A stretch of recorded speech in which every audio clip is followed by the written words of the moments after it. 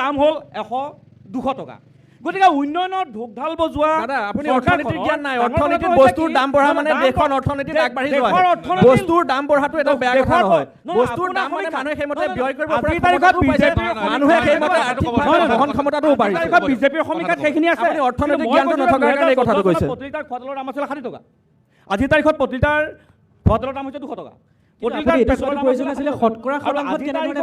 সেইটো চাব লাগিছিল আপোনালোকে এটা ডাঙৰ কথা কৈছে কিন্তু শতকৰা পেট্ৰলৰ দাম বেছিকৈ বাঢ়িছিলে বৰ্তমান সময়ত দামটো বঢ়া নাই সেইটো চাব আপোনালোকে অসমৰ সমস্যাসমূহ আমাৰ বিশ্বনাথৰ সমস্যাসমূহ এনেকুৱা ধৰণৰ হৈ আছে যে শিক্ষিত নিবনুৱাৰ হাৰ দিনক দিনে বৃদ্ধি পাইছে কৰ্মসংস্থাপনৰ অভাৱ মূল্য বৃদ্ধি গতিকে এই বস্তুবিলাক চাব লাগিব যে ৰাস্তাৰ পদূলিৰ কথা তেওঁলোকে কৈ মেডিকেল কলেজখন হৈছে মেডিকেল কলেজ কিয় নহ'ব মেডিকেল কলেজ কোনে বনাইছে কেনেকৈ বনাইছে সেইখিনি সকলোৱে তথ্য জানে কেনেকৈ বনাইছে দাদা কেনেকৈ বনাইছে কলেজ বনাইছে যিখন মেডিকেল কলেজ আছে যিখন মেডিকেল আমাৰ জনস্বাস্থ্য সেৱা আঁচনি আছে তাত কি হৈছে কটন নাই আপোনাৰ ৰিচেণ্ট মই গৈছিলোঁ যে মোক কুকুৰে কামুৰিছিলে মই তাত ট্ৰিটমেণ্ট কৰিব গৈছিলোঁ তাত আপোনাৰ কুকুৰৰ ইনজেকশ্যন যিটো সেইটো কিনিবলৈ পোৱা নগ'ল যদি নাই তাৰপিছত যিটো নিডেল 10 টকা দামৰ নিডেলটো যদি চৰকাৰে যোগান ধৰিব পৰা নাই গতিকে এনে ঢাক ঢোল বজোৱাৰো প্ৰয়োজন নাথাকে বুলি মই অনুভৱ কৰোঁ আৰু এটা কথা তেখেতে কৈছে যে মোনাবাৰী চাহ বাগিচাখন অসমৰ নহয় পৃথিৱীৰ ভিতৰত এছিয়া মহাদেশৰ প্ৰথম প্ৰজেক্ট সেইটো ধন্যবাদ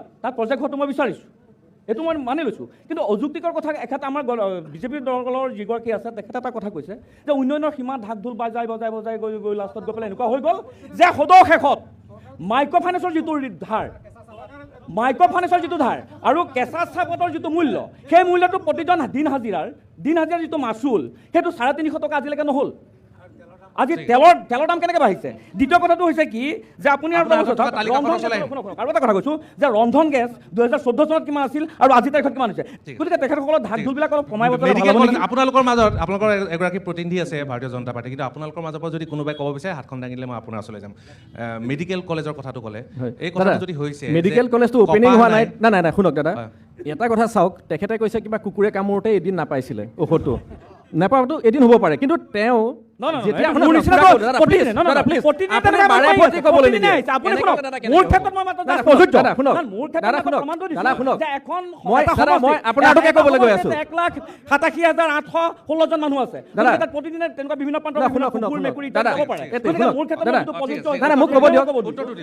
নোপোৱা কথাটো কেনেকুৱা হৈছে যে সাক্ষ্য প্ৰমাণ আচলতে আপোনালোকৰ এটা শুনক না এটা তথ্যভিত্তিক হ'ব লাগে শুনক মোৰ কথাটো শুনি লওক প্লিজ এটা শুনি লওক তেখেতে কৈ থাকে শুনিলে নহ'ব যে মেডিকেলত যেতিয়া কোনটো ঔষধ কিমান আহে এখন ৰেজিষ্টাৰ বুক থাকে তেখেতে সেইটো জানে নাজানে আপুনি চাই ল'ব দাদা শুনক নাই কথাটো ক'বলৈ দিয়ক আধা ক'লে কেলে হ'ব এতিয়া আমি যাওঁ ডাঙৰকৈ আপুনি মই আপোনাক যিটো কৈছে মোক উত্তৰটো দিব লাগিব কল কৰি পেলাই মই সেইখিনি তথ্য ৰাখি থৈছোঁ নাই শুনক কটন অৰ্থাৎ কপাহ নাপায় উত্তৰটো দিয়ক দাদা শুনক মোক ক'বলৈ দিয়ক তাত এখন ৰেজিষ্টাৰ মেইনটেইন হয় আপোনালোকে এটা তদন্ত কৰিব যে কোন তাৰিখত কিমান ঔষধ আহিছে আগতকৈ বহুত বেছি পৰিমাণে আহিছে এতিয়া ঘটনা এটা কি হৈছে আমাৰ বহু লোকে গৰু ছাগলী পুহিবলৈ কিন্তু এৰি পেলাই কুকুৰ পুহিবলৈ লৈছে এটা চৌখিন হৈছে মানুহৰ এইটো কি হৈছে কুকুৰটো যে এটা পুহি লাখবিলাকত মানুহৰ সেইমতে মানে ইনকামটো বাঢ়িছে কাৰণে কুকুৰ পুহিছে আৰু যিমান কুকুৰৰ সংখ্যা বাঢ়িছে ক'ৰবাত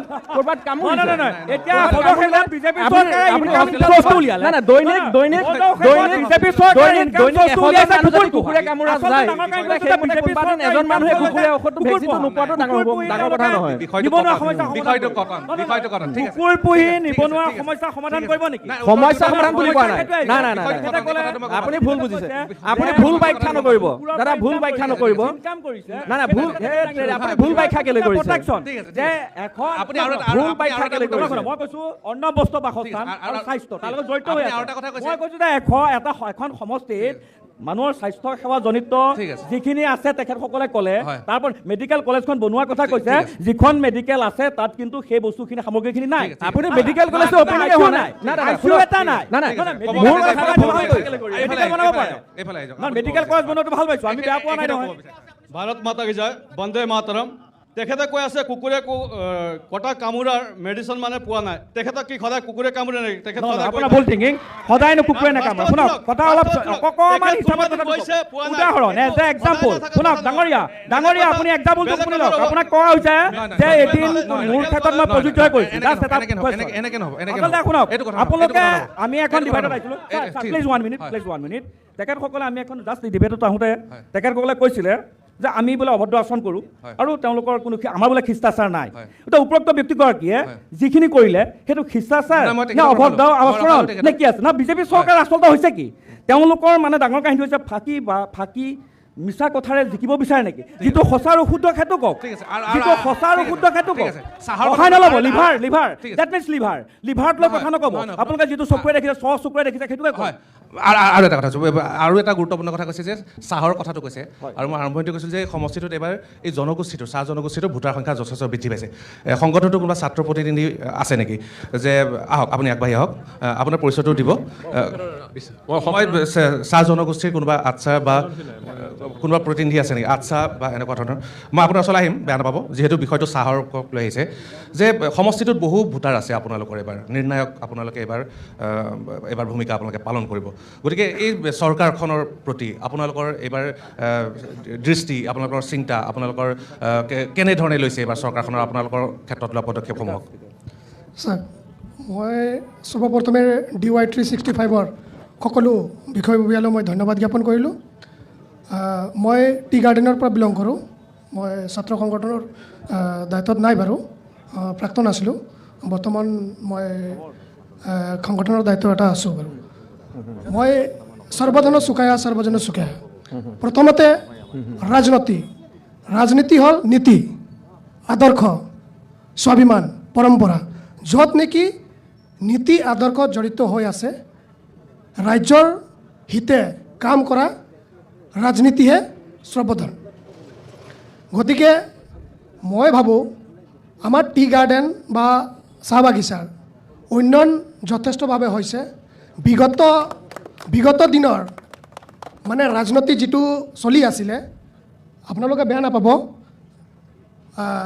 আমাৰ টি গাৰ্ডেনৰ ভোটাৰক মানে ভোট বেংক হিচাপে ব্যৱহাৰ কৰিছিলে আৰু উন্নতিৰ দিশটো বহু পৰিমাণে কমি গৈছিলে কিন্তু এই চৰকাৰৰ দিনত প্ৰশংসা কৰিব লাগিব যিহেতু যোনে ভাল কৰিছে তাক ভালটো ব্যৱহাৰ কৰিব লাগিব আৰু যোনে বেয়া ব্যৱহাৰ কৰিছে তাক বেয়াটো ক'ব লাগিব গতিকে টি গাৰ্ডেনৰ উন্নতি হৈছে অসম চৰকাৰৰ 500 যি নেকি আমাৰ উৰিষ্যা কালচাৰ উৰিষ্যাৰ পৰা যি বাগিচাত বসবাস কৰিবলৈ আহিছিলে মানে ব্ৰিটিছে যি আমাৰ উৰিষ্যাবাসীক লৈ আহিছিলে জগন্নাথৰ সেৱক ইতিমধ্যে 500 জগন্নাথ সেৱা কেন্দ্ৰ অসম চৰকাৰে বনাই থৈছে আৰু অসম চৰকাৰে উৰিষ্যা জনগোষ্ঠীটোক মানে একতা কৰা আৰু মানে একক সংগঠিত হিচাপে ভাবে তেওঁলোকে আগুৱাই ল'ব বিচাৰিছে গতিকে মই বিজেপি চৰকাৰ বেয়া নাপাওঁ আৰু ভালদৰে কাম কৰি আছে কংগ্ৰেছৰ দিনত কিছুমান হৈছে আৰু তিনিখুটিৰ যি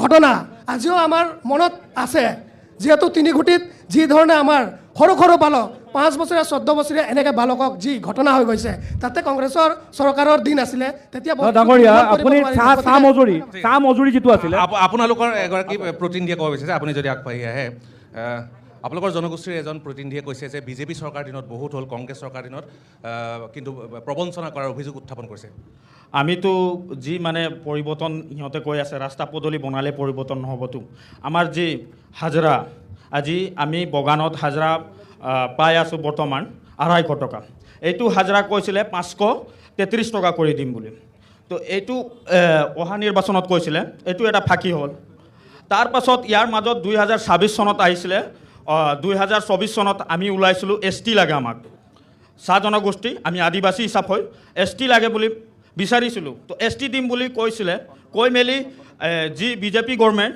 কৈ মেলি লিষ্ট ওলাই দিছিলে আমাক লিষ্ট ওলাৰ পিছত কি হ'ল MP নিৰ্বাচন গ'ল এইটো ললিপপ দিলে ডাঙৰ ললিপপ দিলে তাৰ পাছত ইয়াৰ মাজত কি হ'ল এই 2026ত নিৰ্বাচনত এতিয়া সিহঁতৰ মানে পলিটিকেল নিচিনা হিচাপ কথা কৈছোঁ মই সিহঁতে আমাক মানে ভোট বেংক হিচাপ ইউজ কৰিব বিচাৰি আছে এইবাৰ কৈছে যে আমি মাটিৰ পটা দিম এতিয়া মাটিৰ পটা দিম বুলি কৈ আছে যি পালি নেতাকেইটা বিজেপিৰ গাঁৱে ডোৰ টু ডোৰ হৈ আছে আৰু ফৰ্মকেইটা দি আছে মানে এইটো ললিপপ দিব ডাঙৰ ললিপপ আৰু এইবাৰ বগানৰ মানুহ বুজিছে এইবাৰ কি কৰিব লাগিব এইবাৰ মানে বিজেপি চৰকাৰক হটাব বগানৰ পৰা আপোনালোকৰ চাহ জনগোষ্ঠীৰ কোনোবা প্ৰতিনিধি আছে নেকি যে কৈছে যে মজুৰিৰ কথা কৈছে ভূমিপট্টাৰ কথা কৈছে যে ললিপপ এতিয়া বিজেপিয়ে চাহ জনগোষ্ঠীৰ লোকসকলক ললিপপ দি আছে আৰু এইবাৰ বাগানৰ পৰা হাটাও অভিযান এটা যিটো উত্থাপন কৰিছে যে এইবাৰ বিজেপি সোমাব নিদিয়ে বাগানত? চাওক, পোনপ্ৰথমতে স্বাধীনতাৰ পিছত আমাক চাহ বাগিচাত কংগ্ৰেছেই শাসন কৰি আছিলে, কিন্তু সদায় কংগ্ৰেছে আমাক চাহ বাগিচাৰ মানুহখিনিক তিৰস্কাৰ কৰিলে, কোনোদিন মানুহ হিচাপে সন্মান দিয়া নাছিলে। যেতিয়া বিজেপিৰ চৰকাৰ আহিল 2016 পৰা, এতিয়া আমাৰ বাগানৰ ৰাস্তা ঘাটৰ পৰা ধৰি স্বাস্থ্যলৈকে, শিক্ষালৈকে, স্কুল, তাৰপিছত মহিলাখিনিক যি মৰ্যাদা দিবলৈ ল'লে, সম্পূৰ্ণভাৱে বিজেপিৰ দিনত আমি মানুহ হিচাপে যেতিয়া বিজেপিৰ চৰকাৰ আহিল, তেতিয়া আমি ডাঙৰীয়া আপুনি যিটো ডিবেটত আছে সেইখন এল পি স্কুলত পঢ়ি আহিছিলে, যিখন কংগ্ৰেছ চৰকাৰৰ দিনত নিৰ্মাণ হোৱা স্কুল। ডাঙৰীয়া আজিৰ দিনত চাওক, নহয় 200 বছৰ কাল, কংগ্ৰেছৰ দিনৰ 200 বছৰ কাল কংগ্ৰেছৰ দিনৰ চাউল খাই আছে আমি আপুনি। ভূমিহীন হৈ আছিলোঁ। 200 বছৰ কাল আমি ভূমিহীন হৈ আছিলোঁ। এতিয়া আপোনাৰ 70 বছৰে ধৰি কংগ্ৰেছে আমাক ভোট বেংক হিচাপে ব্যৱহাৰ কৰিছিলে। আজি বিজেপিৰ চৰকাৰে আমাক মাটিৰ পাট্টা দিবলৈ ওলাইছে। 13 তাৰিখে প্ৰধানমন্ত্ৰী আহি মাটিৰ পাট্টা দিব, আপোনালোকে চাই ল'ব। আৰু দ্বিতীয় তেখেতসকলে কৈছে কংগ্ৰেছে যে 2026 বাগানৰ পৰা ওলোৱা মানে বাহিৰ কৰিব। 2026 যি দিন ইলেকশ্যন গণনা হ'ব, বিজেপিৰ চাহ বাগিচাৰ লোক কাৰ লগত আছে আপোনালোকক প্ৰমাণ কৰি দেখুৱাই দিম। ডাঙৰীয়া মাটি পটাৰ আগত 350 টকাৰ মাচুলটো লৈ লওক। ডাঙৰীয়া মই আপোনাক এটা অনুৰোধ জনাইছোঁ, আপুনি মাটি পটাৰ আগত আমাৰ যিমানখিনি চাহ মজদুৰ আছে তেখেতসকলৰ যিটো 350 টকা ডিমাণ্ড আছিল, দিন হাজুৰীয়াটো আছিলে, সেইটো পইচা আগত লৈ লোৱাটো ভাল হ'ব নেকি? মাটিৰ পটা ললিপপ বুলি আমাৰ ইয়াত কৈছে। ডাঙৰীয়া কিয় ভুল কৰিছে আপুনি? যিখন আপুনি কৈছে যে আজিৰ তাৰিখত যে তেতিয়া কংগ্ৰেছৰ দিনত আপোনালোকৰ স্কুল কলেজ নাছিলে, আপুনি কথা কৈ থকা, আপুনি যিখিনি ভাৱ বিনিময় কৰিছে, আপুনি যিটো যুক্তি দাঙি ধৰিছে, সেইখন এল পি স্কুল কোনে গঢ়িছিলে? কংগ্ৰেছৰ দিনত। ইয়াত যিমানখিনি ব্যক্তি আছে কংগ্ৰেছৰ দিনৰ স্কুলত, সেইখন এল পি স্কুল কংগ্ৰেছৰ দিনৰ আছিলে। গতিকে বাগিচাৰ স্কুল কংগ্ৰেছৰ দিনত দিছিলে, কংগ্ৰেছৰ দিনত স্কুল আছিলে, চাহ জনগোষ্ঠীৰ দিনত আছিল, আজিও আছিল। স্বাস্থ্য কংগ্ৰেছৰ দিনত আছিল। আপোনালোকে যিটো আজি তাৰিখতো সেয়া ৰিপেয়াৰিং কৰিছে, অনলি ফৰ ৰিপেয়াৰিং হয়। তেতিয়া দিনত 4খন আছিল, আজি যেনিবা 2খন বঢ়াই দিছে। সেইটো প্ৰতিখন চৰকাৰ দায়িত্ব আৰু কৰ্তব্য। কিহৰ কাৰণে দায়িত্ব আৰু কৰ্তব্য আপোনালোকে নিজে জানিবই। আজি এখন চৰকাৰ আছে, কালি বেলেগ এখন চৰকাৰ আহিব, সেই চৰকাৰখনে দায়িত্বৰ মূল্যবোধক কি দিব? স্কুল, স্বাস্থ্য, শিক্ষা, পানী। আজি বাগানত আমি গৈছিলোঁ, বাগানত যাওঁতে জলজীৱন যিটো আঁচনি, ডাঙৰীয়া শুনক, জলজীৱন যিটো আঁচনি, জলজীৱনৰ আঁচনি নামত যিটো ভেকু ভাওনা কৰি আছে, আমি তাত প্ৰমাণ সহ দিব পাৰিম। আপুনি এইবাৰ আমি আকৌ এজন নিৰপেক্ষ নিৰপেক্ষ এটা সংগঠনৰ প্ৰতিনিধিৰ ওচৰলৈ যাব বিচাৰিছোঁ। এতিয়া চাহ জনগোষ্ঠীৰ ইছ্যুবিলাকক লৈ ইতিমধ্যে আমি গম পালোঁৱেই। ইয়াত আপোনালোকে এইবাৰ কি সমস্যা দেখা পাইছে এইবাৰ?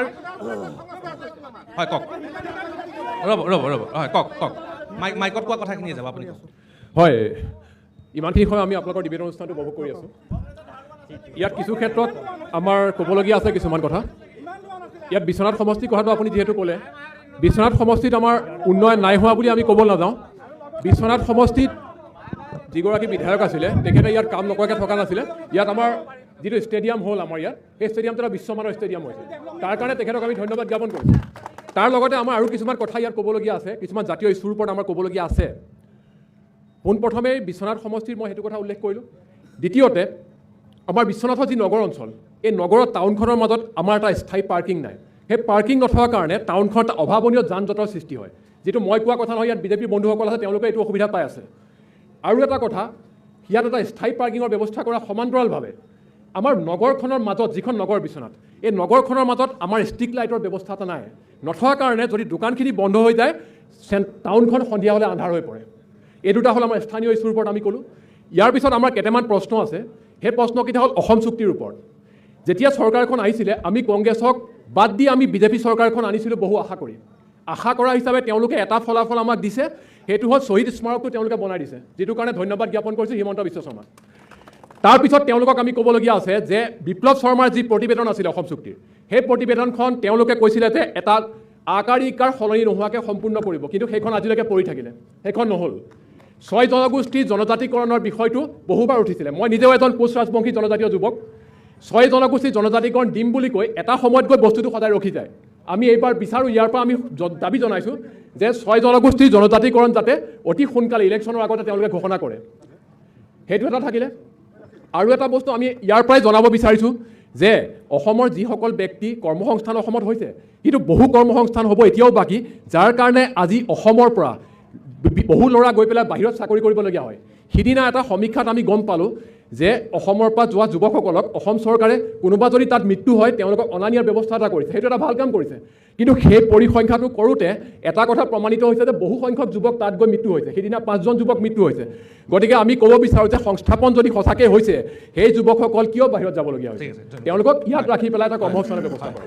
এতিয়া আপোনাৰ পৰা পোনপটীয়াকৈ 2 পইণ্ট মই আপোনাৰ পৰা জানিব বিচাৰিম। পাৰ্কিঙৰ কথাটো ক'লে আৰু বিশেষকৈ যিটো অসম চুক্তিৰ আমি হৃদপিণ্ড বুলি কওঁ 6 নম্বৰ দফা, এই কথাটো ক'লে যে বিপ্লৱ শৰ্মাৰ প্ৰতিবেদনৰ কথাখিনি ক'লে আৰু 6 জনগোষ্ঠীৰ জনজাতিকৰণৰ প্ৰসংগৰ কথা ক'লে। এই ইছ্যুবিলাক এইবাৰ বিশ্বনাথ সমষ্টিত প্ৰভাৱ পৰিব নে নপৰে? চাওক, তেনেকৈ প্ৰভাৱ একো নপৰে। তেখেতক মই ধন্যবাদ জনাইছোঁ প্ৰথমতে যে অসম চুক্তিৰ ৰূপায়ণৰ মানে প্ৰথম এটা ষ্টেপ যিটো শ্বহীদ ন্যাসৰ কথা ক'লে, সেইটো এটা মানে চৰকাৰে এটা টাইম লাগে, এটা পৰ্যায়ক্ৰমে হ'ব সকলো কাম। আৰু যিটো জনজাতিকৰণৰ কথাটো কৈছে, জনজাতীয়কৰণৰ বিষয়টো এইটো অকল ষ্টেট গভৰ্ণমেণ্টে এইটো কৰা বিষয় নহয়। গতিকে এইটো কেন্দ্ৰীয় চৰকাৰৰ লগত আলোচনা হৈছে আৰু সেইটো আমি জনাত পৰ্যায়ক্ৰমে এটা যথেষ্টখিনি আগবাঢ়ি গৈছে। গতিকে সেই সিদ্ধান্তটো হ'ব, এইটো এটা দিনত বা এমাহত লোৱা সিদ্ধান্তটো নহয়। আৰু পাৰ্কিঙৰ যিটো কথা কৈছে, পাৰ্কিঙৰ যিটো ৰ'ব দাদা, প্ৰত্যেকটো কথাতে এনেকৈ আমাক ক'বলৈ সুবিধা নিদিবনে? আপুনি আচৰিত পালোঁ আৰু আপোনাক। ৰ'ব, নাই মোক মই উত্তৰটো এখেতৰ দি আছোঁ দাদা। আপুনি পাছত প্ৰশ্ন কৰিব, মই আকৌ উত্তৰ দিম। আপোনাৰ প্ৰশ্নৰ উত্তৰ মই উত্তৰ দিম। নাই দাদা, আপুনি অলপ ডিচিপ্লিনত আনক। এতিয়া চাওক, যিটো নগৰত চাওক, আগতকৈ এতিয়া মানুহৰ ইনকাম বাঢ়িছে, ব্যৱসায় বাঢ়িছে। ৰ'ব, নহ'লেনো গাড়ী ঘোঁৰা মানুহ ইমান ল'ব পাৰে নে? গাড়ী ঘোঁৰাৰ সংখ্যা বাঢ়িছে আৰু নগৰত পাৰ্কিঙৰ সমস্যাটো নাই বুলি আমিও নকওঁ। আগতে কি আছিল, আমাৰ চাৰিআলিৰ ৰাস্তাটো যিটো আছিলে তাৰ কাষত দোকানলৈকে যিটো এটা জেগা আছিলে, অলপ খলা বমা বা কিবা সমস্যা আছিলে। এতিয়া কিন্তু আপুনি যদি চাই, এইজন বিধায়কৰ দিনতে, এই চৰকাৰৰ দিনতে সেইখিনি গোটেই পেপাৰ্ছবিলাক লগাই আপুনি এই অকণমান উল্টা ফালে ঘূৰি চালে দেখিব এতিয়া যথেষ্ট বহুল। পাৰ্কিঙৰ সমস্যাটো কিন্তু 50% কমি গ'ল। পাৰ্কিঙৰ সমস্যাটো 50% কমি গ'ল আৰু চাৰিআলিৰ যথেষ্ট ডেভেলপ হৈছে। এই যে পাৰ্কিঙৰ সমস্যাটো কেলে হৈছে দাদা, পাৰ্কিঙৰ সমস্যাটো কেলে হৈছে? ডেভেলপ হৈছে কাৰণে সমস্যা হৈছে। নাই ৰ'ব, এতিয়া শুনক, 4-লেনযুক্ত যিটো 4-লেনযুক্ত বাইপাছ হ'ল, এতিয়া যথেষ্ট গাড়ী সেইফালে যাব লৈছে, লাহে লাহে কিন্তু সমস্যা হৈছে। উপযুক্ত বক্তাজনে ইছ্যুটো ডাইভাৰ্ট কৰিব বিচাৰিছে। আপোনালোকক মনত পেলাই দিব বিচাৰোঁ, যেতিয়া সৰ্বানন্দ সোণোৱাল ডাঙৰীয়া মুখ্যমন্ত্ৰী আছিলে, তেতিয়া হিমন্ত বিশ্ব শৰ্মাদেৱক অধ্যক্ষ পাতি অসম চুক্তি ৰূপায়ণৰ কাম অৰ্পণ কৰিছিল। ইয়াত আমি সকলোৱে জানো, এই কথা আমি সকলোৱে জানো। কিন্তু কাম কৰাৰ 6 জনগোষ্ঠীকৰণ এটা নিৰ্বাচনী ইছ্যু হিচাপে প্ৰতি বছৰে প্ৰতিপন্ন কৰাৰ যি মানসিকতা, সেয়া আকৌ হিমন্ত বিশ্ব শৰ্মাই 2025 চনত 2026 চনৰ ইলেকশ্যনৰ আগত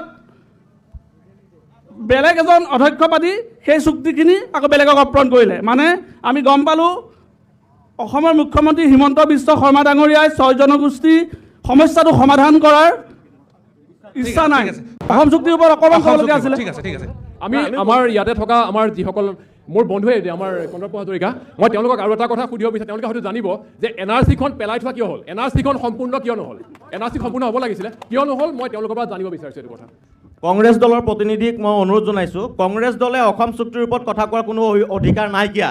কিয়নো 855 জন শ্বহীদ কাৰ দিনত হৈছিল? কংগ্ৰেছ চৰকাৰে গুলিয়াই মাৰিছিলে আমাৰ অসমীয়া অসমীয়া ডেকা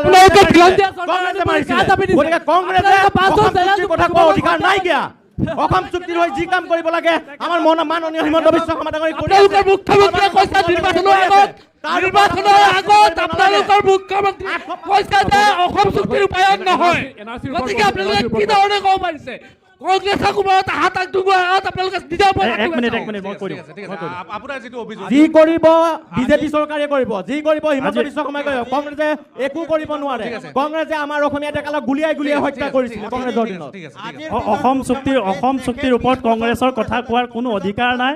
855 জন শ্বহীদক আপোনালোকে কংগ্ৰেছৰ মানুহ লৈ নেতা কৰি পেলাই হত্যা কৰা হৈছিল, তেওঁলোকে অসম চুক্তিৰ কথা ক'ব নোৱাৰে। কা সময়ত আপোনাক ডাঙৰীয়া, আপোনাক কৈছোঁ, কা সময়ত 3জন শিশু 2জন বয়সস্থক হত্যা কৰাটো আপুনি কি কয়? কংগ্ৰেছৰ দিনত 855 জন হত্যা কৰে। আজি কৈছে ডাঙৰীয়া জুবিন গাৰ্গৰ হত্যা, আজি জুবিন গাৰ্গৰ হত্যা ভাৰতীয় জনতা পাৰ্টি লৈছে। আজি সঠিক দিশত আগবাঢ়িছে আজি তদন্ত সঠিক দিশত আগবাঢ়িছে আন্দোলনৰ সময়ত 5জন হত্যা 5জন নিৰীহ লোকৰ হত্যা হ'ল কংগ্ৰেছে কৰিছে মই কৈছো কিয়নো কংগ্ৰেছৰ লগত তথ্য আছে নেকি আপোনাৰ লগত তথ্য আছে নেকি কংগ্ৰেছ হত্যা কৰা বাংলাদেশী অসমত আহিব বুলি কৈছিল আপোনালোকৰ চৰকাৰৰ দিনত আপোনালোকে শৰাইঘাটৰ শেষ ৰদ বুলি আপোনালোকে নিৰ্বাচনত মিছা কথাই বিপদে শৰাইঘাটৰ শেষ ৰদ বুলি নিৰ্বাচনত আপোনালোকে এবাৰ এয়াৰ দিয়ে আপোনালোকে এইখন চৰকাৰৰ দিনত বদৰুদ্দিন আজমল মুখ্যমন্ত্ৰী হ'ব বুলি আপোনালোকে শৰাইঘাটৰ শেষ ৰদ বুলি আপোনালোকে চৰকাৰ গঠন কৰিলে তাৰপিছত আপোনালোকে আজি বদৰুদ্দিন আজমলক লৈ আপোনালোকে ৰাজ্যসভাৰ প্ৰাৰ্থী বাছনি কৰিব পঠাব পাৰিছে আৰু আপোনালোকে অসম আৰু খিলঞ্জীয়াৰ কথা ক'ব আহিছে গাঁৱৰ কথা পাতিব বিচাৰিছোঁ যে গাঁৱৰ উন্নয়নৰ কথা আমি বিশ্বনাথ আমি টাউনৰ কথা পাতিলোঁ পাৰ্কিঙৰ কথা পাতিলোঁ হস্পিটেলৰ কথা পাতিলোঁ গাঁৱৰ উন্নয়নৰ ক্ষেত্ৰত এই 10 বছৰত বৰ্তমানৰ বিধায়কজনে কেনেধৰণৰ কাম কৰিলে এই কথাখিনি আপোনাৰ পৰা জানিব বিচাৰিছোঁ আমি বিশ্বনাথ সমষ্টিৰ সীমামূৰীয়া অঞ্চলৰ পৰা আহিছোঁ আমাৰ ইয়াৰ পৰা বিশ্বনাথ চাৰিআলিৰ পৰা টাউনৰ পৰা প্ৰায় 24-25 কিলোমিটাৰ ডিষ্টেঞ্চ হয় আমাৰ তাৰপৰা যদি এজন দুখীয়া ঘৰৰ বেমাৰী পেচেণ্ট ইয়ালৈ লৈ আহিবলগীয়া হয় 400 বা 500 টকা গাড়ী ভাড়া হয় টুমুকিলৈ যাবলৈ হ'লে 1500 বা 2000 টকা প্ৰয়োজন হয় সেই ব্যক্তিজনে টুমুকিলৈ যাব নোৱাৰে তেখেতে জানে যে মোৰ ছাফিচিয়েণ্ট চিকিৎসাটো টুমুকিতহে সম্ভৱ হ'ব কিন্তু তেখেতে সেই যাত্ৰাৰ টকাটো জোৰাব নোৱাৰি পেলাই ইয়ালৈ আহে ইয়াত আহি পেলাই কি হয় বেডত পেচেণ্ট পৰি থাকে কোনো চিকিৎসা নাইকিয়া ইয়াৰ পৰা আকৌ ঘৰলৈ নিয়ে ঘৰৰ পৰা আকৌ আৰু আছে ট্ৰেন্সফাৰ মানে টুমুকিলৈ লৈ যায় সেইটো পিছৰ কথা কিন্তু আমাৰ গাঁৱৰ অঞ্চলৰ মূল ৰাজহাড় হ'ল কৃষিৰ ক্ষেত্ৰত চৰকাৰে কি কৰিছে পানী যোগান ব্যৱস্থা কৰি দিলেনে কৃষিৰ ক্ষেত্ৰত পানী যোগান আঁচনি প্ৰধানমন্ত্ৰী কৃষি সন্মান যোজনা আমাৰ এতিয়া খেতিয়কসকল চাহ খেতিৰ লগত জড়িত হৈ আছে চৰকাৰে ন্যূনতম চাহৰ মূল্য দিলেনে এতিয়ালৈকে কোনো ধৰণৰ গাঁৱৰ ৰাস্তা ঘাট ঠিকে আছে ৰাস্তা ঘাট একেবাৰে ঠিক নহয় ঠিক আছে এতিয়া আপোনাৰ পৰা মই এটা কথা জানো এতিয়া মই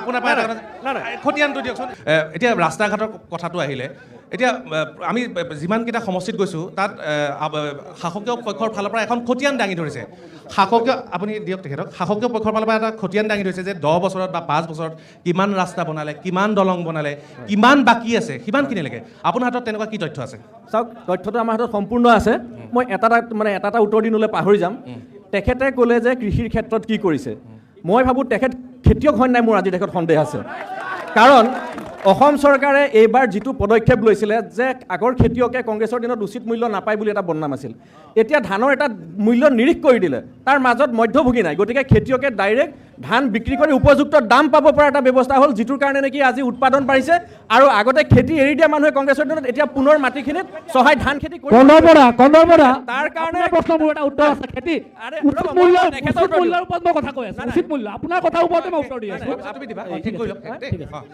এটা চাওক গভৰ্ণমেণ্টে ধান কিনি আছে উচিত মূল্য দিছে খেতিয়কক গতিকে কিমান ভাল কথা হৈছে আৰু তাতকৈ কি কৰিব তাৰোপৰি প্ৰডাকশ্যনৰ ভাল কাৰণে শস্য বীজ দিছে যিকোনো খেতিৰ কাৰণে বীজ দিছে সাৰৰ মানে দিছে যোগান ধৰিছে সকলোখিনি কৰিছে আৰু দ্বিতীয় প্ৰশ্নটো কি আছিল আপোনাৰ দ্বিতীয়টো কি আছিল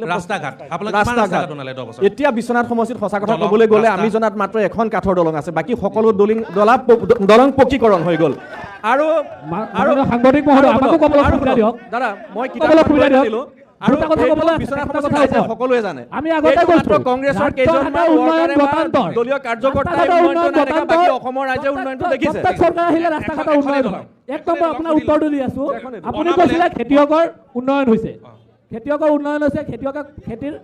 খেতিয়কে উচিত মূল্য পাইছে কিন্তু মোৰ এটা কথা শুনি লওক মই নিজে এজন খেতিয়কৰ ল'ৰা মই নিজে আজি যুৱ প্ৰজন্মৰ পৰা উঠি আহি মই নিজে খেতি কৰোঁ মই বিশ্বনাথ চাৰিআলিৰ ভিতৰুৱা অঞ্চল জিঞ্জিয়াৰ পৰা মই বিলং কৰোঁ আমি জিঞ্জিয়াৰ খেতিয়কে আলু খেতি কৰোঁ আপোনালোকে নিশ্চয় জানে আমি জিঞ্জিয়াৰ খেতিয়কে ধান খেতি কৰোঁ আপোনালোকে নিশ্চয় জানে আজি আমি ধান খেতি কৰি গভৰ্ণমেণ্টক ধান দিবলৈ গভৰ্ণমেণ্টৰ জেগাত ভাণ্ডাৰ নাই গভৰ্ণমেণ্টৰ লগত পইচা নাই বিশ্বাস নহয় মই ধান দি আজিলৈকে পইচা পোৱা নাই মই নিজে সাক্ষী যদি আপোনাক প্ৰমাণ লাগে আপোনাক মই কাইলৈ হোৱাটছআপৰ নাম্বাৰ দিয়ক আপোনাক প্ৰমাণ সহকাৰে মই দিম মই ধান দি গভৰ্ণমেণ্টৰ মই এতিয়ালৈকে মূল্য পোৱা নাই আৰু যিটো গুদামত আমি ধান দিবলৈ যাওঁ গুদামৰ কৰ্তৃপক্ষই কয় এতিয়া পইচা দিব নোৱাৰোঁ এতিয়া জাগা নাই গতিকে আপোনালোকৰ ধান এতিয়া ৰাখক সময় উপলক্ষে আমি একেবাৰে ভুল কথা কথাটো একেবাৰে তথ্য এইটো বিভ্ৰান্তিকৰ কথা একেবাৰে বিভ্ৰান্তিকৰ কথা আপোনালোকৰ অকল হোৰ্ডিং বেনাৰ পোষ্টিং আৰু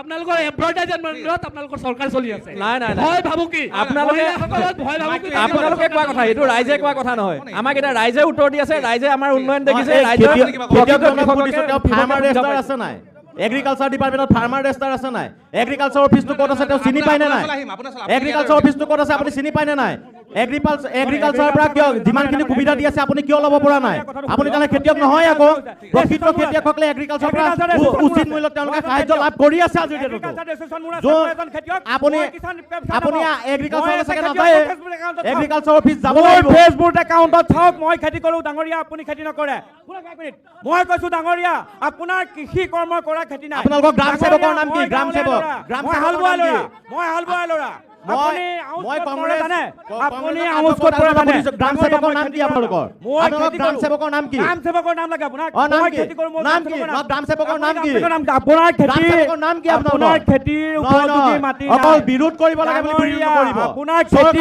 কৰা সুবিধা দি আছে আমি সেই সুবিধা ল'ব জনা নাই ডাঙৰীয়া আপোনাৰ খেতি কৰা মাটি নাই সুবিধা নোলোৱাকে আমি নেকি খেতি কৰা মাটি নাই আপুনি নাজানে আকৌ খেতিয়ক বুলি ক'বলৈ আহিছে আপুনি দান কুমদালৰ বিষয়ে নাজানে ডাঙৰীয়া ডাঙৰীয়া দেশত পৰাৰ কঠীয়াৰ বিষয়ে আপোনাৰ জ্ঞান নাই দেশত পৰাৰ কঠীয়া জ্ঞান আপোনাৰ নাই গাঁৱৰ বোকাৰ খুদত আপুনি যাব নোৱাৰিব দুৱাশী কঠীয়া আপুনি গ্ৰাম সেৱকৰ নাম নাজানে আৰু আপুনি নিজকে খেতিয়ক বুলি কৈছে আচৰিত কথা গ্ৰাম সেৱকৰ নামৰ আপুনি এজন খেতিয়কৰ ল'ৰাক আপুনি উপলুঙা কৰিছে গ্ৰাম সেৱকৰ নাম সুধি তেখেতে মোক উপলুঙা কৰিছে গ্ৰাম সেৱকৰ নাম সুধি আপুনি মোৰ ঘৰলৈ বলক যদি মই খেতিয়কৰ ল'ৰা নহয় আপুনি মোৰ লগত এডিঅ' অফিচলৈ বলক যদি মই ফাৰ্মাৰ ৰেজিষ্ট্ৰেশ্যন কৰা নাই আপুনি মোৰ লগত গড়ে হাগিত থকা এই গুদামলৈ বলক আপুনি এপ্লাই কৰিছে না সেইটো আপোনাৰ গ্ৰাম সেৱকৰ নাম কি না আপুনি গ্ৰাম সেৱকৰ নাম কি না আপোনাৰ ঘৰত খেতি কৰা মাটি নাই জিঞ্জিয়াৰ সমস্যাটো আচলতে আমাৰ বিশ্বনাথ আলোচনা হ'ব নালাগিছিল আপুনি এইটো কথা আমাৰ বিশ্বনাথ সমষ্টি নহয় ডাঙৰীয়া যুক্তি ধৰি বিশ্বনাথ সমষ্টি আমাৰ নহয় জিঞ্জিয়া কিন্তু শুনি লওক আপোনাৰ কৃষি বিহালীৰ বিধায়কে জিঞ্জিয়াৰ কথা জানিব বিহালীৰ ৰাইজে জিঞ্জিয়াৰ কথা জানিব আপুনি কথা হিচাপত ক'ব ডাঙৰীয়া যিজন মানুহৰ খেতি কৰিবলৈ মাটি নাই তেখেতে খেতিৰ মূল্য কি বুজিব যিজন মানুহে পথাৰত বোকা পানী মুক্তি নাপায় সেইজন মানুহে খেতিয়কৰ মূল্য কি বুজি পাব যিজন মানুহে ডাঙৰ চিনি নাপায় সেইজন মানুহে খেতিয়কৰ মূল্য কি বুজিব আমি খেতিয়ক কৰোঁ আমি খেতি কৰোঁ নিযুক্তি দিলে সেই তথ্যটো দিয়ক আপুনি অৰাজনৈতিক সংগঠনৰ প্ৰতিনিধিও আছে ৰ'ব সকলোকে সুযোগ দিয়কচোন ক'ৰ হয় দলংখন ক'ৰ হয় নালাগে হ'ব আমি আহিম দলঙৰ প্ৰসংগলৈ আমি পূবচতীয়া বৰ্তমান আমাৰ বিশ্বনাথ সমষ্টিত আহিছে তাৰ আগতে কি হৈছিল নাজানো ডিলিমিটেশ্যন হোৱাৰ পৰা যিমানখিনি পাৰে আমাৰ এমএলএ ছাৰে কৰিছে এমএলএ ছাৰে দলং বনাব নোৱাৰে ডাঙৰীয়া আপুনি তথ্যবিলাক জানি ল'ব এমএলএ ছাৰে দলং বনাব নোৱাৰে দলঙৰ কথাটো মই বজাই দিছোঁ ফ্লাড এফেক্টত যিবিলাক দলং দিছে সেই দলং আনি পেলাই মোৰ ঘৰৰ ওচৰত দিছে ফ্লাড এফেক্টৰ দলং যিখন দলঙত আপোনাৰ 3 মিটাৰ ডিষ্টেঞ্চত যদি আপুনি বাইক লৈ যায় সিফালে এটা ৰাস্তা আছে 3-4জন এক্সিডেণ্ট হৈছে গতিকে আমাৰ সেইবিলাক ভাইৰেল হৈ আছে যোৱাকালি আমাৰ তাত ভাইৰেল হৈছে ঠিক আছে ডাঙৰীয়া আপোনাৰ পৰিচয়টো দি লওক ক'বলগীয়াখিনি আপুনি কওক অসম সংখ্যালঘু সংগ্ৰাম পৰিষদৰ তৰফৰ পৰা আহিছোঁ তো পোনপ্ৰথমতে DY 365ক ধন্যবাদ জ্ঞাপন কৰিছোঁ কথাটো হৈছে যে সমস্যাখিনি একেদিনে সমস্যাখিনি সমাধান কৰিব নোৱাৰে এইটোও ঠিক আৰু ৰাস্তা ঘাটৰ কথা যিখিনি চলি আছে ৰাস্তা ঘাটৰ কাম হৈছে অলপ চলপ নোহোৱাও নহয় কিন্তু কথাটো হৈছে যে আমাৰ একচুৱেলি আমি যিহেতু সংখ্যালঘু ধৰ্মীয় সংখ্যালঘু মানুহখিনিক যিহেতু আমি নেতৃত্ব দিওঁ গতিকে আমাৰ কিন্তু 101 কোটি সমস্যা আছে এই সমস্যাখিনি বিগত কংগ্ৰেছ চৰকাৰৰ দিনতো হোৱা নাই এজিপিৰ দিনতো হোৱা নাই সমান্তৰালভাৱে বিজেপিৰ দিনতো কিন্তু হোৱা নাই এই কথাখিনি কিন্তু আমাক ক'ব লাগিব আজি আমাৰ যি কাজিৰঙাৰ যি খক্ষ সংযোজনৰ যিটো সীমা সঠিক সীমা এই সীমাটো নিৰ্ধাৰণ নকৰাৰ ফলত আমাৰ যিখিনি মাছমৰীয়া যিখিনি মানুহখিনি আছিলে তেওঁলোকে বিৰাট এটা বিপদত পৰিছে বা যিসকলে গৰু ম'হ পালন কৰে তেওঁলোকৰ কিন্তু বিপদত পৰিছে আৰু এই সীমাটো আমি অতি সোনকালে আমি বিচাৰিছিলোঁ যে এই সীমাৰ সঠিক সীমাটো এটা নিৰ্ধাৰণ কৰা তাৰমানে কৰি দিব লাগে চৰকাৰে, কিন্তু এতিয়ালৈকে কৰি দিয়া নাই। আৰু আমাৰ যিখিনি আমাৰ ধৰ্মীয় সংখ্যালঘু যিখিনি এলেকা, এই এলেকাখিনিত আপোনালোকে চাব যিখিনি স্কুল আছে, এই স্কুলখিনিত কিন্তু ছাত্ৰ অনুপাতে কিন্তু এতিয়ালৈকে শিক্ষকৰ ব্যৱস্থা কৰি দিব পৰা নাই। আমি অসম সংখ্যালঘু সংগ্ৰাম পৰিষদে আমি বাৰম্বাৰ আমি বিজেপি চৰকাৰকো আমি দাবী জনাই আহিছিলোঁ, কিন্তু এতিয়ালৈকে ছাত্ৰ অনুপাতে কিন্তু শিক্ষকৰ ব্যৱস্থা এতিয়ালৈকে কৰি দিব পৰা নাই। আৰু আমাৰ বিশেষকৈ আমাৰ ধৰক ভূমি সমস্যাটো আছে। আমাৰ মানুহখিনিক আগতো যে মানে কংগ্ৰেছ চৰকাৰৰ দিনতো তেওঁলোকে অকল ভোট বেংক হিচাপে ব্যৱহাৰ কৰিছিলে মানুহখিনিক। আৰু এতিয়া দেখা গৈছে যে বিজেপি চৰকাৰেও কিন্তু এই বস্তুটোত তেওঁলোকেও কিন্তু একচুৱেলি মানে গুৰুত্ব দিয়া নাই বা আমাৰ মানুহখিনিক এতিয়ালৈকে পট্টা দিয়া নাই। এই মানুহখিনিক আমি পট্টা দিয়াৰ কাৰণে আমি বাৰম্বাৰ চৰকাৰক দাবী জনাই আহিছিলোঁ, কিন্তু এতিয়ালৈকে মানুহখিনি কিন্তু পট্টা পোৱা নাই। ধৰ্মীয় সংখ্যালঘু লোকসকলক ভূমি পট্টা দিয়াৰ প্ৰসংগ আহিছে, আপোনালোকৰ ফালৰ পৰা কোনে ক'ব? আপুনি ক'ব, আহক আপুনি। প্ৰথমে মই ক'ব বিচাৰিছোঁ যে আপোনাৰ সংখ্যালঘু এলেকাত বৰ্তমানৰ বিধায়ক যিটো চোৱাগুৰিৰ পৰা পানপুৰলৈকে যিটো ৰাস্তা মাথাউৰিৰ যিটো জৰাজীৰ্ণ অৱস্থা আছিলে, এতিয়া বলক ইটাৰ আপোনাৰ ৰাস্তা হৈছে। এতিয়া টমটম চলি আছে, গাড়ীটো বাদে দিয়ক, টমটম চলি আছে। এতিয়া এনেকুৱা উন্নয়ন কিন্তু আগতে হোৱা নাছিল। এতিয়া বৰ্তমান স্কুলৰ যিটো কথা কৈছে, ময়ো এখন স্কুলৰ মেনেজিং প্ৰেচিডেণ্ট, বৰ্তমান SMDCৰ সভাপতি। মই চাইছোঁ এতিয়া পৰ্যাপ্ত পৰিমাণে শিক্ষক হৈছে। এটা অভাৱ আছিলে, পৰ্যাপ্ত পৰিমাণে শিক্ষক হৈছে। এতিয়া আপোনাৰ ষ্টুডেণ্ট বেছি হৈছে, বিল্ডিঙো আপোনাৰ যথেষ্ট হৈছে। এতিয়া আমাৰ হাই মাদ্ৰাছাত ইতিমধ্যে 3 কোটি টকাৰ কাম আপোনাৰ বিল্ডিং, 2মহলীয়া বিল্ডিং হৈ আছে।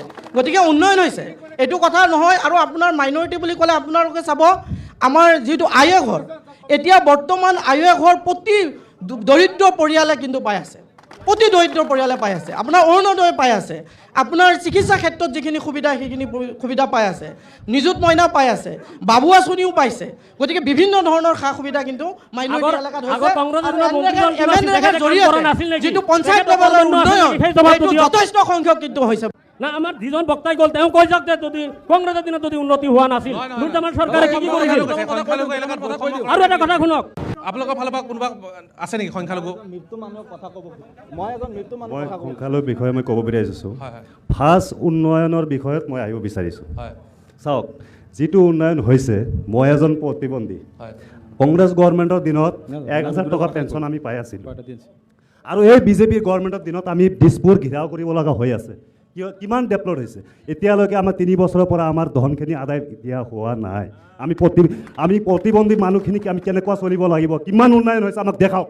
এতিয়ালৈকে আমাৰ পেঞ্চনখিনি কিয় মোকলাই দিয়া হোৱা নাই? ইমানেই ডেভেলপ হৈছে যদি আমাৰ পেঞ্চনখিনি কিয় মোকলাই দিয়া হোৱা নাই? আমাৰ অসমত কিমান প্ৰতিবন্ধী আছে? মই এজন ছেক্ৰেটাৰী হয়, প্ৰতিবন্ধী মানুহ। আৰু এটা কথা ক'বলৈ আহিছে যে মাথাউৰিৰ ওপৰত যোনটো টমটম চলি আছে, এই মাথাউৰিটো কিন্তু আপুনি মাহে মাহে পাই আছে। নুৰজামল চৰকাৰৰ দিনতহে এই ৰাস্তাখন বনোৱা হৈছে। আৰু এতিয়া শুনক, এই গভৰ্ণমেণ্টখনত কিমান ৰাস্তা নতুন ৰাস্তা হৈছে, লিষ্টখন আমাক দিয়ক। এই গভৰ্ণমেণ্টখনৰ দিনতহে খালি বেনাৰহে লগোৱা হৈছে। তেখেতে যি কথাটো কৈছে সেইটো কোনো পদ্ধতি যুক্তিসংগত নহয়। আপোনালোকে তেখেতে প্ৰত্যেক মাহে মাহে টকা উদ্ধাৰ কৰি লৈ আছে প্ৰতিবন্ধী নামত। সংখ্যালঘু অঞ্চলৰ বিশ্বনাথ ঘাটৰ পৰা পানপলৈকে মথাউৰি হৈছে। ডাঙৰীয়া, আপুনি তেখেতৰ ফিজিকেলটো প্ৰথমতে চাই লওক। আপুনি প্ৰতিবন্ধী নহয় বুলি কৈছে, আপুনি কৈছে প্ৰতিবন্ধী নহয়। তেখেতৰ ফিজিকেলটো চাই লওক, তেখেতে যদি তেখেতৰ ID কাৰ্ডটো চাই লওক। আপুনি কি জুলুকা মেকুৰী উলিয়াব বিচাৰিছে?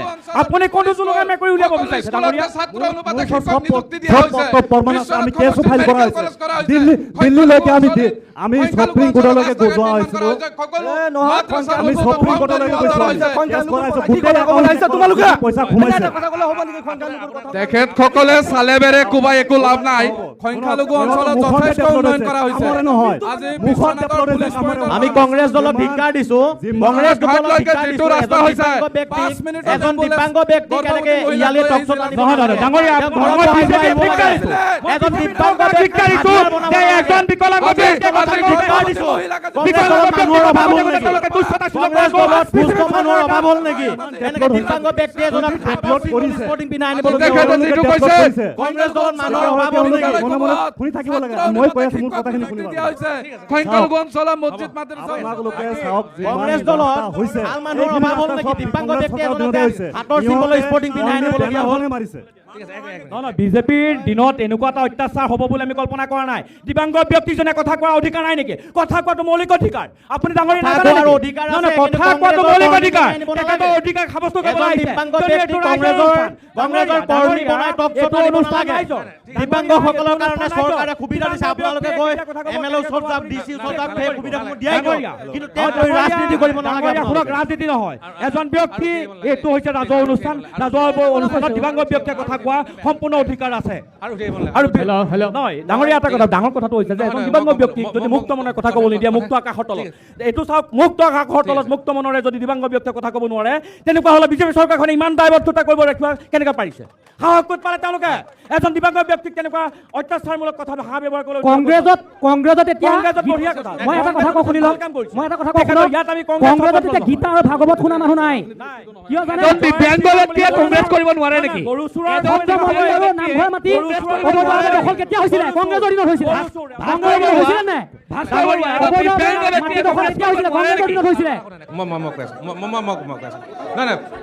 আপোনালোকে আপোনালোকৰ কথাখিনি ৰাখিলে প্লিজ এক মিনিট মই কৈ লওঁ। কংগ্ৰেছ কৰাৰ অধিকাৰ নাই নেকি? তেওঁৰ কংগ্ৰেছ কৰাৰ অধিকাৰ নাই নেকি? বিকলাংগৰ কাৰণে কংগ্ৰেছ কৰাৰ অধিকাৰ নেকি? তেওঁৰ ড্ৰিমছ নাই নেকি? তেওঁৰ অধিকাৰ নাই নেকি? তেওঁৰ ড্ৰিমছ নাই নেকি? তেওঁলোকে বিজেপিয়ে যিখিনি মানে কাম কৰিছে তেওঁলোকে কংগ্ৰেছে কৰিব পাৰিলে হয়, বা অন্যান্য যিখিনি ৰাজত্বত আছিলে তেওঁলোকে কৰিব পাৰিলে কৰিব নোৱাৰিলে। সেইটো সময়ত যদি কৰিলে হয়, সেইটো সময়ত যদি কৰিলে হয়, আজি অসম বেলেগ এটা অৱস্থাত বেলেগ এটা পৰ্যায়ত থাকিলে হয়। যিটো আপোনালোকে হৃদয় চুই পেলাই কওক, যিখিনি বিজেপি চৰকাৰে কৰিছে সেইখিনি আপোনালোকে কৰিলেহেঁতেন, আজি অসম বেলেগ এটা পৰ্যায়ত থাকিলে হয়। আপোনালোকে মনত লক্ষ্য কৰিব লাগিব। হৃদয়ত একেবাৰে হাতটো থৈ পেলাই কথা কৈছো, হৃদয়ত এটা আপুনি কওক, যিখিনি কৰিলে অনুষ্ঠানৰ আৰম্ভণিতে হেল্ল' প্লিজ এক মিনিট এনেকৈ নহ'ব। নহয় নহয়, অনুষ্ঠানটো মই চলাই আছোঁ, নহয় মই নিদিম। অনুষ্ঠানটো মই চলাই আছোঁ, অনুষ্ঠানৰ আৰম্ভণিতে নিয়মখিনি কোৱা আছিলে হয়নে? মই বহুত অশান্তি পাইছোঁ, প্লিজ একদম ৰিকুৱেষ্ট কৰিছোঁ আৰু খুব সুস্থিৰভাৱে কথাখিনি পাতিম আমি। প্লিজ প্লিজ প্লিজ তাৰমানে প্ৰত্যেকটো ৰাজনৈতিক দলৰ পৰা প্লিজ নহ'ব, মই কৈ আছোঁ দেখোন, ৰিকুৱেষ্ট কৰি আছোঁ, অনুষ্ঠানটো চলাব দিয়ক না। কৈয়ে আছে অথনিৰ পৰা কৈ আছে শুনক না। অনুষ্ঠানৰ আৰম্ভণিতে ৰিকুৱেষ্ট কৰিছিলোঁ যে প্ৰত্যেকটো ৰাজনৈতিক দলৰ পৰা একোজনকৈ প্ৰতিনিধি আহিব, প্ৰতিনিধিজন ইয়াত যিজন থাকিব অনুমতি সাপেক্ষে সলনি কৰিব পাৰিব। কিন্তু মাইক চাইক টানা আজোৰা কৰি কোনে কি কৈ আছে চবে কৈয়ে আছে, আচল কথাবিলাক গৈ পোৱাগেই নাই। এইবাৰ নকৰিব, উঠি নাহিব প্লিজ। যদি উঠি আহে ইয়াত পডিয়ামত থকা ব্যক্তিজনে ঠিক আছে এতিয়া ঠিক প্লিজ ৰ'ব না প্লিজ ৰ'ব না। আপোনালোকৰ এই প্ৰতিনিধিগৰাকী অথনি আছিলে, ধুনীয়াকৈ ডিবেট কৰি আছিলে, মাজত আকৌ আহি পেলাই মাইক চাইক টানাৰ পিছত গোটেই হেৰি হৈ গৈছে। আপোনালোকৰ এই এজন নহয়, চবকে কৈছোঁ সেইফালৰ পৰা চেৱাৰ কাৰণে এইফালে কৈছোঁ। ৰ'ব, এতিয়া কথাটো হ'ল যে আপোনাৰ পৰিচয়টো দিয়ক আৰু আপোনাৰ কথাখিনি কওক। মোৰ নাম শ্বাহাজুদ্দিন, মই বিশ্বনাথ জিলা মিস্ত্ৰী সন্থাৰ সভাপতি। মই মাইনৰিটিৰ এজন যুৱক হোৱাৰ কাৰণে কি ব্যক্তি বুলি ক'লে? মই বিশ্বনাথ জিলা লেবাৰ শ্ৰমিক সংগঠনৰ সভাপতি। মই এজন আজি মৃত্যু ব্যক্তি। মই আজি মৃত্যু ব্যক্তি। মৃত্যু ব্যক্তি কেনেকুৱা মানুহে হয়তো শুনি হাঁহি আছে। আজি মাইনৰিটি এৰিয়াত আজি মাইনৰিটিৰ হৈ বহুত কথা জঁপিয়াই আছে। আমাৰ মাইনৰিটি কিছুমান ভাল পাইছোঁ মই, জঁপিয়াই আছে ভাল কথা। যেতিয়া আমাৰ SIR নামত মোক মৃত বুলি মোৰ নামত নোটিছ পঠাল, মোৰ বয়স 40 বছৰ, মই মৃত্যু কেনেকৈ হ'ল? আজি মৃত্যু মানুহ মই কথা ক'ব পাৰোঁ নেকি? আমাক মৃত্যু বুলি যে সজালে, কোনে সজালে? আমাৰ চোৱাগুৰি দুটা কেন্দ্ৰ 101, 102 দুটা কেন্দ্ৰ 300 মানুহৰ নামত BJP IT চেলৰ মানুহ কমপ্লেইন কৰিলে। মোৰ নামত যিজন ব্যক্তি কমপ্লেইন কৰিলে তেওঁ কৌৰীৰ মানুহ। মোক যেতিয়া নোটিছ কৰিছে, মই নোটিছটো পাই তেওঁ এই নোটিছটো মই লৈ পেলাই মই তেওঁৰ ঘৰত গৈ পালোঁ। মই ক'লোঁ, দাদা আপুনি মোক চিনি পায়? কৈছে তোমাক চিনি নাপাওঁ। যদি মোক চিনি নাপায় মই মৃত্যু বুলি কেনেকৈ জানিলে? আজি এই কথাটো মই এনেকৈ ক'ব বিচাৰিছোঁ যে এজন জিন্দা মানুহ, BJPৰ IT চেলৰ মানুহ মৃত্যু বুলি ঘোষণা কৰিব পাৰে। মৃত্যুৰ ঘোষণা কৰা দায়িত্বটো হৈছে আপোনাৰ মেডিকেল বিভাগৰ।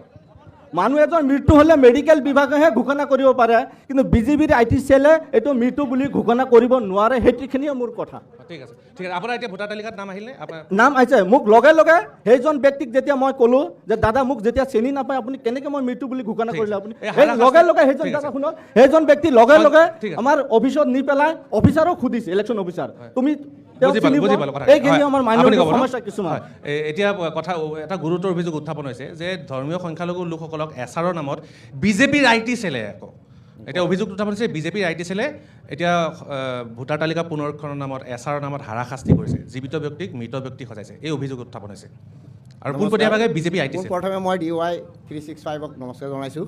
আৰু যিখিনি কথা ইয়াত উল্লেখ হৈছে SR বুলি কৈছে, SR আমাৰ ইয়াত হোৱাই নাই, SR হৈছে। SRত যিখিনি হৈছিলে তাৰমানে মৃত মানুহ ব্যক্তি আৰু চেপ্টিং তাৰমানে বিয়া হৈ বেলেগত যোৱা মানুহ, তেওঁলোকৰ নামতহে অভিযোগ হৈছিলে যে আৰু ভুলবশতঃ দুই এজনে যদি কাৰোবাৰ কৰিছিলে কিন্তু লগে লগে উঠাই লোৱা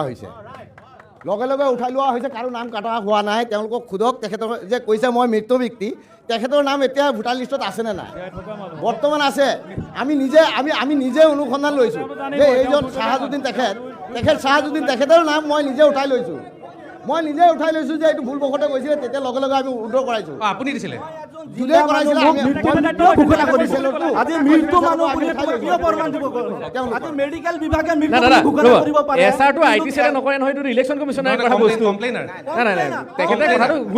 আৰু এইটো মৰা মানুহ বুলি কাৰো তেনেকুৱা হোৱা নাই। মানে এই যে ডিলিমিটেশ্যনৰ পিছত দেখা গ'ল যে বহু লোকৰ কিন্তু দু জেগাত ভোটাৰ লিষ্টত নাম কৰ্তন আছিলে, ডাবুলটো থাকিব নোৱাৰে, তেনেকুৱাত কিছুমানৰ নাম এক জেগাত কৰা হৈছে। আৰু সেইটো তেওঁলোকে এইটো মনে সাজি পেলাই কৈছে যে মৃত বনাইছিল বুলি, তেনেকুৱা কথা নাই। আৰু এইটোতো ডাঙৰ কথাটো হৈছে যে এজন ব্যক্তিলে নটিচ আহিছে, তেখেতে কৈছে যে সজাই পেলাই কৈছে বুলি। এই কথাবিলাক কেনেকুৱা হৈছে? বিজেপি চৰকাৰখনৰ মানে সময়সীমা পাৰ হৈ গৈছে নেকি? নটিচ অহাৰ পিছত মই নিজে নটিচ কমপ্লেইন কৰিব গৈছিলোঁ 23 জনৰ। কি আপোনাৰো মৰা বুলি আহিছিল নেকি? আপুনি নটিচ কেলে লৈ গৈছিলে? আপোনাৰ নটিচ যোৱা নাই? বিশ্বনাথ ডিষ্ট্ৰিক্টত এটা নম্বৰ আছে, যিটো নম্বৰ 15 বছৰ আগত এজন ব্যক্তি ব্যৱহাৰ কৰিছিলে। আৰু সেই নম্বৰটো মই ভাবো এতিয়া প্ৰগ্ৰামটো অলপ পক্ষপাতী হৈছে। এছাৰৰ যিটো কথা তেখেতে কমপ্লেইন দিছে, মই ইয়াত এটা কথা ক'ব বিচাৰিছোঁ। এছাৰটো হোৱাৰ আজি কমপ্লেইন হোৱাৰ কাৰণে হয়তো আজি মাইনৰিটি আমি হালা কৰিম এতিয়া। দাদা আমি দেখিছোঁ অলপ পক্ষপাতিত্ব হৈছে, কাৰণ তেখেতে বাৰে প্ৰতি উত্তৰ দি থাকিব, তেনেকুৱা কি কথা আছে?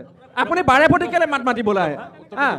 আমিতো ভাগ কৰি লৈছোঁ এজন আৰু মানুহ নাই নেকি? আপুনি উদ্দেশ্যভাৱে যিকোনো কথা ডাঙৰকে চিঞৰিলে শুদ্ধ নহয়, কথা ডাঙৰকে চিঞৰিলে কথা শুদ্ধ। আপোনালোকে যেনেকে ডাঙৰকে চিঞৰিলে বিজেপি দলৰ সদস্যসকল, সন্মানীয় বিজেপি দলৰ আপুনি কিয় আহে? আপুনি কিয় আহিছে? সন্মানীয় বিজেপি দলৰ সদস্যসকল, আপোনালোকে বেলেগক দলৰ হৈ ৰিপ্ৰেজেণ্ট কৰিবলৈ আহিছোঁ। মই আহোঁ কাৰোবাক উত্তৰটো দি লওক। আপুনি যে অভিযোগ যে কৰিলে যে হাৰাশাস্তি কৰা অভিযোগটো, হাৰাশাস্তি কৰা অভিযোগটোৰ উত্তৰটো দি লওক। হাৰাশাস্তি কৰা উত্তৰটো অভিযোগটো কাকো দিয়া হোৱা নাই। কাৰণ যিখিনি আমাৰ তাত ৰেকৰ্ডিং আছে, মই এখন গাঁৱৰ মই জানো আপোনাক দেখিছোঁ, মই আপোনাক দেখিছোঁ, আমাৰ হাতত ৰেকৰ্ডিং আছে, আমি ৰেকৰ্ডিং আছে, আমি কিমান মানুহৰ হাৰাশাস্তিৰ কথা আছে সিখন গাঁৱৰ পৰা সিখন গাঁৱত শিফটিং হৈ গৈছে, সেইখিনি যাবই লাগিব। দৃশ্য পিছত থাকিবলগীয়া হৈছে। ঠিক আছে, উত্তৰটো দি লওক। উত্তৰটো শুনো, ময়ো শুনিব। চালেবেৰে ক'ব, উত্তৰ দিলে নহ'ব। চালেবেৰে নহয় দাদা, আপুনি উত্তৰ কৰাত নাই, মই নিজে আছোঁ, মই নিজে থিয় হৈ উত্তৰ কৰাইছোঁ। গতিকে কথা যদি ক'ব নিদিয়ে, আপোনালোকে ডিবেটত কেনেকৈ আহিছে? মই নিজে উত্তৰ কৰাইছোঁ। তেনেকৈ প্ৰতিবাদ কৰে তেতিয়া কথা এফআইআৰৰ বিৰুদ্ধে আপুনি আন্দোলন কৰিছে। বিজেপিৰ ছেক্ৰেটাৰী পাৰ্টিৰ হৈ নাহিব, আপুনি বিজেপিৰ ছেক্ৰেটাৰী। এইখিনিতে অনুষ্ঠানত অংশগ্ৰহণ কৰা প্ৰত্যেকটো ৰাজনৈতিক দলৰ প্ৰতিনিধি, অৰাজনৈতিক সংগঠনৰ প্ৰতিনিধিক ধন্যবাদ জনাইছোঁ। এতিয়া বহু কথা পাতিবলৈ থাকি গ'ল, কথাখিনি পতাৰ পৰিৱেশ সুবিধা কৰি দিব নোৱাৰিলোঁ, তাৰ বাবে দুখিত। তথাপিতো ভোটাৰ ৰাইজে এইবাৰ আমি বিচাৰিম যে মানুহৰ মাজত হয়তো বহু ক্ষোভ আছে, বহু চাগে আশা আছে, আকাংক্ষা আছে, এই কথা বতৰাবিলাক দিছপুৰত গৈ ভালদৰে সমাপন কৰি সমষ্টিটো যাতে উন্নয়ন কৰে, তেনেকুৱা এজন প্ৰতিনিধি দিছপুৰলৈ যায়, এই আশাৰে star cement present the great election ডিবেটৰ পৰা মই লেলিন খৰবে বিদায় লৈছোঁ।